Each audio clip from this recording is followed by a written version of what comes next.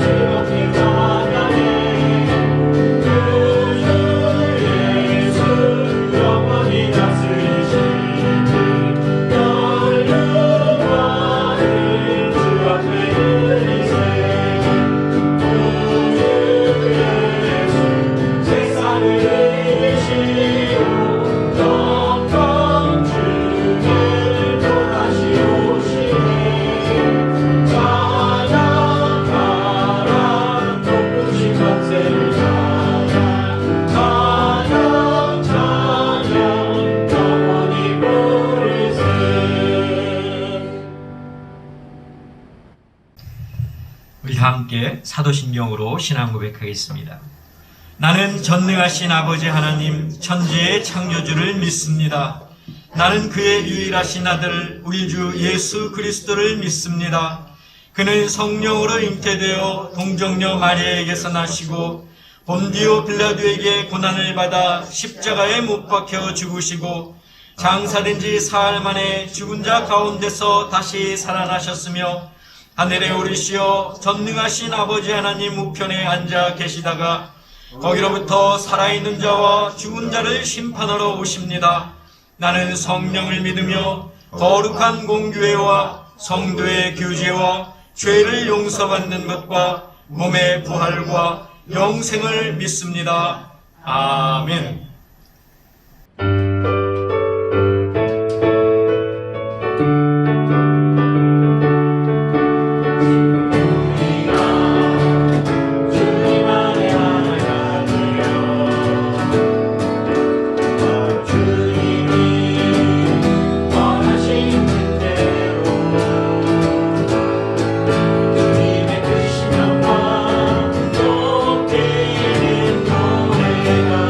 노래가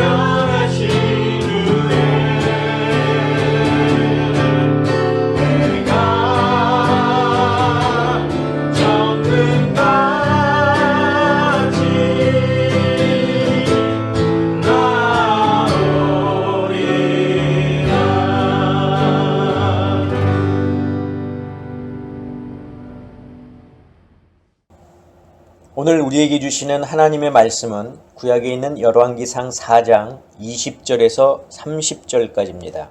제가 봉독하겠습니다. 유다와 이스라엘의 인구가 바닷가에 모래같이 많게 되매 먹고 마시며 즐거워하였으며 솔로몬이 그 강에서부터 블레셋 사람의 땅에 이르기까지와 애굽 지경에 미치기까지의 모든 나라를 다스림으로 솔로몬이 사는 동안에 그 나라들이 조공을 바쳐 섬겼더라. 솔로몬의 하루의 음식물은 가는 밀가루가 30고루요 굵은 밀가루가 60고루요 살찐 소가 10마리요 초장의 소가 20마리요 양이 100마리이며 그 외에 숫사슴과 노루와 암사슴과 살찐 새들이었더라.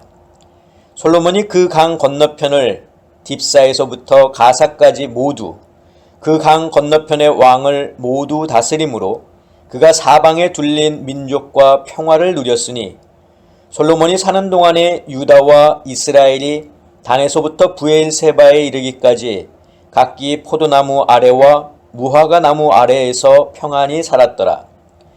솔로몬의 병거의 말 외양간이 4만이요 마병이 12,000명이며 그 지방 관장들은 각각 자기가 맡은 달에 솔로몬 왕과 왕의 상에 참여하는 모든 자를 위하여 먹을 것을 공급하여 부족함이 없게 하였으며 또 그들이 각기 직무를 따라 말과 준마에게 먹일 보리와 꼴을 그 말들이 있는 곳으로 가져왔더라. 하나님이 솔로몬에게 지혜와 총명을 심히 많이 주시고 또 넓은 마음을 주시되 바닷가에 모래같이 하시니 솔로몬의 지혜가 동쪽 모든 사람의 지혜와 애굽의 모든 지혜보다 뛰어난지라. 아멘. 기도하겠습니다. 사랑의 아버지 하나님 감사합니다. 오늘도 저희들을 주님 앞으로 부르시고 또 주님 앞에 서게 하시며 이 시간 말씀 가운데 역사하실 줄 믿습니다. 오늘 말씀 듣고 은혜 받게 하시고 오늘도 말씀에 힘을 얻어 나아가는 저희들 되게 하여 주시옵소서. 예수 그리스도의 이름으로 기도하옵나이다. 아멘. 사랑하는 성도 여러분, 지난 한 주간도 주님 기억하시고 또 말씀 기억하시면서 사셨습니까? 우리가 이 세상 살아갈 때 세상의 그 어떤 것 바라보지 않고 오직 주님만 바라보며 말씀을 기억하며 살아가는 저와 여러분들 되시기를 부탁을 드립니다. 자, 우리는 사무엘서부터 열왕기서까지 본문을 중심으로 말씀을 계속 봐왔었는데 대강절 절기, 또 성탄절, 또 창립 기념 예배를 드리면서 잠깐 멈췄었죠. 근데 이제 오늘부터 또 다시 시작을 하려고 합니다. 자, 열왕기상 그 초반부에 대해서 잠깐 좀 설명을 드리자면 아버지 다윗의 뒤를 이어서 이스라엘의 왕이 된 솔로몬은 예루살렘에 거하면서 기브온 산당까지 왕래하면서 하나님께 일천번제를 드렸습니다. 이런 솔로몬의 정성을 보신 하나님은 그의 꿈에 나타나셔서 지혜를 구하는 솔로몬에게 지혜뿐만 아니라 구하지도 않은 부귀와 영광도 함께 주시겠다고 약속하셨습니다. 그 솔로몬은 하나님이 주신 지혜로 창기 두 여자가 살아있는 한 아이를 놓고 서로 자기 아이라 우는 사건을 해결함으로써 백성들은 하나님이 왕과 함께 하심을 알고 두려워했습니다.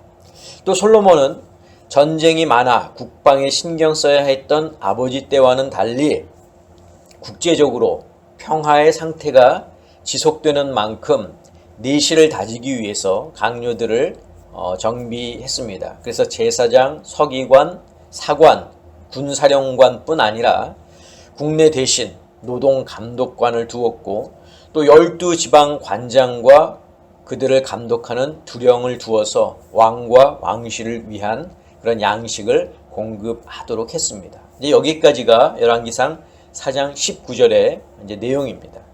자, 오늘부터 우리가 열왕기상 이제 4장 20절부터 보게 되는데 오늘 본문의 내용을 간단히 소개하자면 한마디로 솔로몬 왕 시대의 이스라엘의 태평성대다라고 말할 수 있습니다. 자, 오늘 본문 20절에서도 알 수 있듯이 유다와 이스라엘의 인구는 그들이 맨 처음 가나안 땅에 들어왔을 때보다 훨씬 더 많아졌습니다. 그런데도 먹고 사는데 전혀 어려움이 없이 오히려 더 풍요로웠습니다. 우리 같이 20절을 볼까요? 유다와 이스라엘의 인구가 바닷가에 모래같이 많게 되매 먹고 마시며 즐거워하였으며. 자, 이스라엘은 광야에서 광야 생활을 할 때 두 번의 인구조사를 하게 되는데, 자, 두 번째 인구조사 모압 평지에서 실시가 됐죠. 이때 인구조사 때 20세 이상의 남자를 계수했었는데 한 60만 명 되었습니다. 이는 이제 가나안 땅을 점령하기 위해서 군대를 조직할 목적으로, 그리고 그 땅을 점령하면 이제 땅을 분배할 목적으로 실시가 됐는데 그때 60만이었죠. 자, 그런데 이제 그들이 들어와서 가나안 땅에 정착해 살면서 저희들이 있을 때 다윗 왕 때에도 인구조사가 한 번 또 실시된 적이 있습니다. 그때 전쟁에 나갈 수 있는 장정의 수가 160만 명이었습니다. 자, 보통 인구를 측정할 때 총 인구의 수는 장정, 즉 20세 이상의 남성의 수에 보통 이제 3을 곱하게 됩니다. 그러니까 가나안 땅을 점령할 때 이스라엘의 인구가 장정 60만에 3을 곱하면 180만이었었는데 다윗 왕 때 와서는 그것이 500만 명 정도가 되었으니까 인구수가 2배 반 정도 늘어난 거죠. 자, 그런데 인구가 이렇게 많이 늘어났음에도 불구하고 백성들은 먹고 사는데 모자람이 없이 잘 지냈다고 하니까 이 솔로몬 왕 시대에 이스라엘은 정말 살기 좋은 그런 시대였음이 분명했습니다. 자, 성경은 이 솔로몬 왕 시대의 상황을 좀 더 자세히 묘사하고 있는데, 첫째는 외교적으로 유브라데 강부터 블레셋 사람의 땅에 이르기까지, 그리고 애굽 지경에 이르기까지 모든 나라를 이스라엘이 다스리고 있었고, 그 각 나라들은 이스라엘에 조공을 바쳤습니다. 이는 이스라엘의 힘이 막강했음을 보여주는 것이고, 이로 인해서 팔레스타인의 그 지역에는 전쟁이 없는 그런 평화의 시대가 유지될 수 있었습니다. 자, 오늘 본문 22절, 24절을 보겠습니다. 솔로몬의 하루의 음식물은 가는 밀가루가 30고루요, 굵은 밀가루가 60고루요. 솔로몬이 그 강 건너편을 딥사에서부터 가사까지 모두 그 강 건너편의 왕을 모두 다스림으로 그가 사방에 둘린 민족과 평화를 누렸으니. 자, 이렇게 대외적으로도 이 이스라엘이 막강했지만 경제적으로도 이스라엘이 굉장히 풍요로웠습니다. 왜냐하면 각 나라들로부터 조공을 받기도 했고, 또 이스라엘 내에서는 목축업과 농업도 잘 되었습니다. 당시 왕궁에서 일하는 사람의 수가 14,000명 정도 되었는데, 이들이 소비하는 그런 하루의 식량이 오늘 본문 22절, 23절에 소개되고 있는데 우리 같이 보겠습니다. 솔로몬의 하루의 음식물은 가는 밀가루가 30고루요, 굵은 밀가루가 60고루요, 살찐 소가 10마리요, 초장의 소가 20마리요, 양이 100마리이며 그 외에 숫사슴과 노루와 암사슴과 살찐 새들이었다. 그러니까 이 이스라엘이 경제적으로도 얼마나 풍요로웠는지를 잘 보여주고 있습니다. 셋째, 군사적으로도 막강했는데 한 나라의 이 군사력을 측정하는 것 중에 하나가 말과 마병입니다. 그런데 이스라엘에는 지금 말을 위한 외양간이 4만 개가 있었고 마병은 12,000명이나 있었습니다. 그러니까 얼마나 많은 말과 마병들이 있었는지를 우리가 알 수 있는 거죠. 자, 이처럼 솔로몬 시대에 이스라엘이 태평성대를 누릴 수 있었던 이유는 바로 아버지 다윗이 이루어 놓은 업적에다가 하나님이 솔로몬에게 주신 지혜 덕분 때문이었습니다. 게다가 이 이스라엘의 이런 태평성대는 곧 하나님의 약속의 성취이기도 합니다. 하나님은 일찍이 창세기 22장에서 아브라함에게 자손 번성의 약속을 하신 바 있습니다. 하늘의 별처럼 바다의 모래처럼 아브라함의 자손이 번성하게 되리란 약속을 하셨는데 솔로몬에 와서 그 약속을 이루셨습니다. 자, 하나님은 이 자손뿐만이 아니라 영토에 대한 약속도 하셨죠. 아브라함에게 하셨는데 창세기 15장 18절을 같이 보겠습니다. 그날에 여호와께서 아브람과 더불어 언약을 세워 이르시되 내가 이 땅을 애굽 강에서부터 그 큰 강 유브라데까지 네 자손에게 주노니. 그러니까 지금 솔로몬 시대에 와서 영토까지도 지금 하나님의 약속이 성취된 겁니다. 자, 또한 열왕기상 3장에서 솔로몬에게 하셨던 지혜뿐만 아니라 부귀와 영화도 함께 주시겠다는 그 약속, 이 약속도 이루어졌습니다. 자, 이처럼 하나님은 당신께서 하신 약속을 반드시 이루시는 분입니다. 하나님은 당신의 약속을 반드시 이루시는데, 즉 당신께서 하신 말씀에 대해서 책임을 지신다는 거죠. 그리고 또 그 약속을 이루실 만한 충분한 능력을 가지고 계신 분입니다. 그리고 그 약속을 오늘 본문을 통해서 우리에게 보여주셨고, 또 앞으로도 우리의 삶을 통해서 하나님은 당신의 약속하신 바를 우리에게 이루실 것을 보여주실 겁니다. 자, 하나님의 약속의 이루심으로 이스라엘은 대내외적으로 안정과 번영을 갖게 되었고, 이는 곧 예루살렘 성전 건축으로 이어졌습니다. 전쟁이 없었기 때문에 또 경제적으로 뒷받침이 되었기 때문에 가능했던 일입니다. 하지만 이스라엘의 이런 시대, 이 시대는 솔로몬 왕 통치 후반에 이제 끝이 나고 맙니다. 열왕기상 11장에서 보면 아시겠지만 솔로몬이 하나님께 죄를 범했기 때문입니다.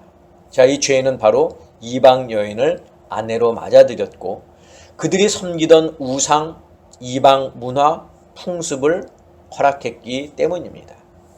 자, 우리가 여기서 기억해야 할 것은 하나님의 약속은 하나님의 말씀 안에 거할 때 지속된다는 겁니다.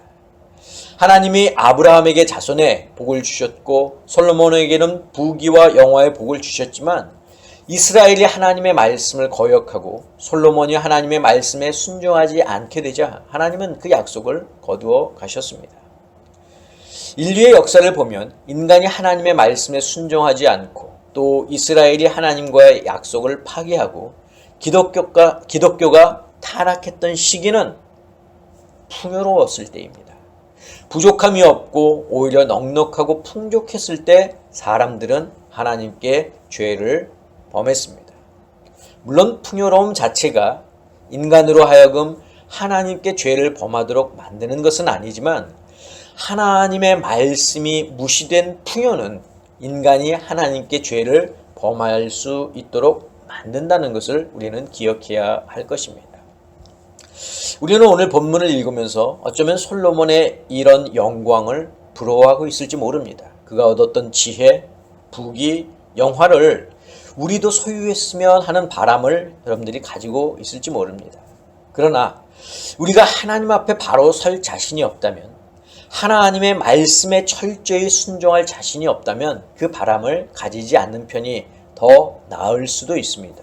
왜냐하면 그것이 우리가 하나님 앞으로 나아가는 것을 방해할 수 있기 때문입니다. 인간은 죄 때문에 하나님이 주신 풍요도 지키지 못하지만 인간 스스로 풍요함을 얻기 위해 죄를 짓기도 합니다. 풍요는 넉넉함이죠. 풍요는 부족함이 없는 상태입니다. 하나님은 인간에게 풍요를 주시기 원하시는데 하나님이 주시는 풍요라고 하는 것은 하나님 안에서의 번영, 평화를 이야기하는 것입니다. 그러나 인간은 풍요의 기준을 어디에 둡니까? 물질에 두고 있습니다. 하나님께 두고 있는 것이 아니라 바로 물질에 두죠. 재물이 많아야 풍요롭다고 생각합니다.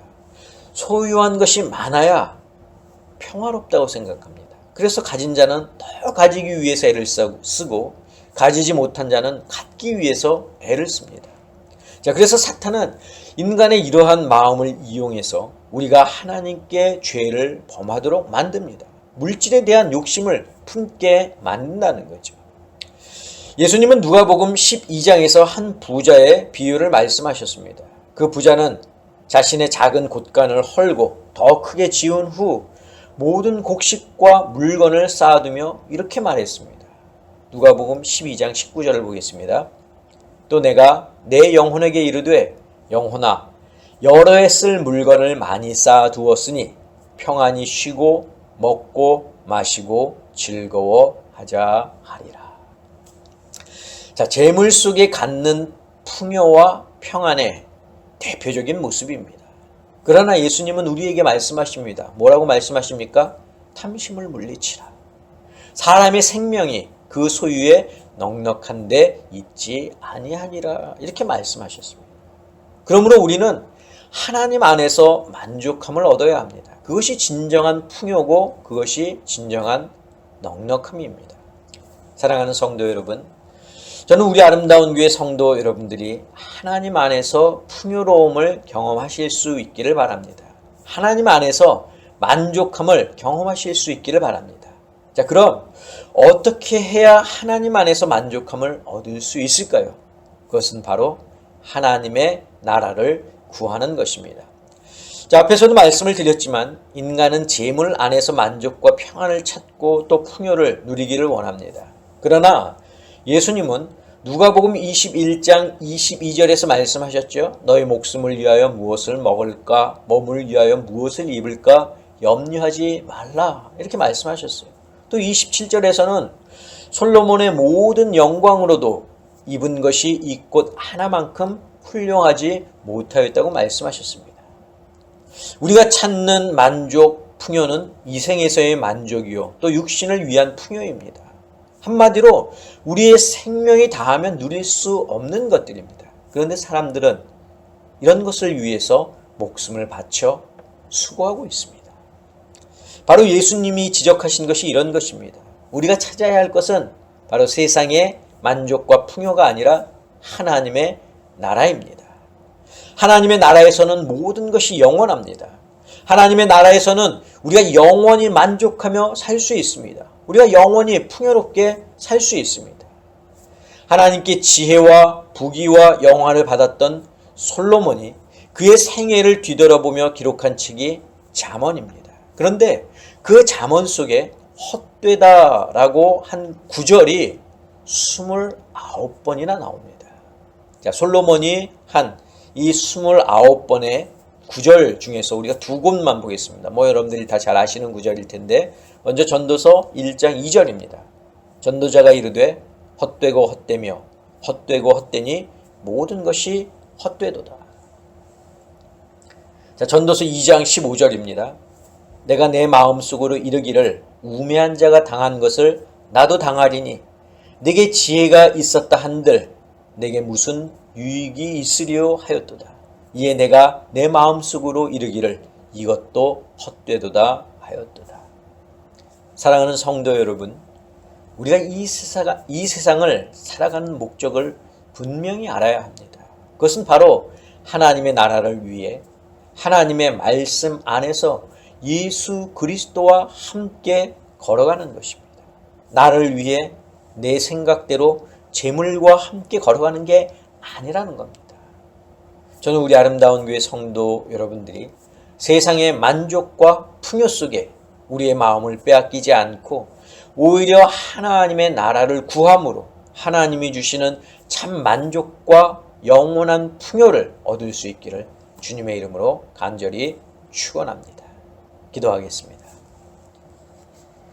사랑의 아버지 하나님, 세상이 주는 만족과 풍요 속에 우리가 기쁨을 가지고 살아가는 것이 아니라 바로 하나님의 나라를 구함으로 그 속에 있는 영원한 풍요와 만족과 평안을 누리며 살아가는 저희들 되게 하여 주시옵소서.